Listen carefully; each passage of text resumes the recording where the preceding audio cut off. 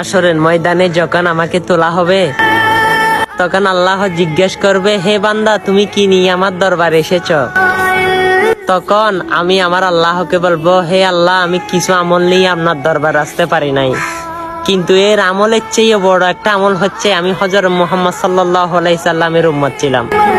সে নবীকে দুনিয়া থাকতে হযরত আসওয়াতের মতো ভালোবাসতে পারি নাই, হযরত ওয়াইস করণীর মতো আশেক হতে পারি নাই, হযরত হানজালার মতো জীবন দিতে পারি নাই, হযরত জুবাইর আনসারীর মতো এমন কষ্ট করে সে রসুলের বাণীগুলো মানুষের কাছে তুলে ধরতে পারি নাই।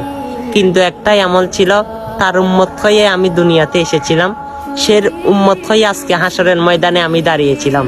তখন আমার প্রভু আমার রসুলের দিকে তাকাইবে, আমার রসুল বলবে, হে প্রভু, এটাই হচ্ছে আমার উম্মত, দেখেন কত মুহাব্বত, আজকে কত গর্ব অনুসারে বলতেছে সেই আমার উম্মত। ইয়া প্রভু, আজকের দিনে আপনি তাকে মাফ করে দেন না। তখন আমার রসুলের কথা শুনে আমার আল্লাহ বলবে, হাবিব, আমি চাই আপনি নবী হাসরের ময়দানেও হাসেন, তাই আপনার উম্মতকে আমি আজকের দিনে মাফ করে দিলাম। সুবহানাল্লাহ, সুবহানাল্লাহ। অবশ্যই জানি না সে সৌভাগ্য হয় কিনা, অবশ্যই সে রসুলের কিছুই না পারেন, শূন্যস্তা ধরে রাখেন।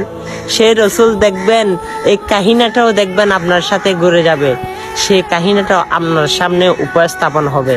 আমার রসুলকে দেখে দেখে আপনি দেখবেন জান্নাতের ফেরদৌসে ঢুকতে পারবেন। অবশ্যই কাহিনীটা ভালো লেগে থাকলে ভিডিওটা সকল মুসলমানের কাছে কষ্ট না হলে শেয়ার করে দেন, আর যদি বেশি মনে না চাই ভিডিওটা এড়িয়ে যাবেন।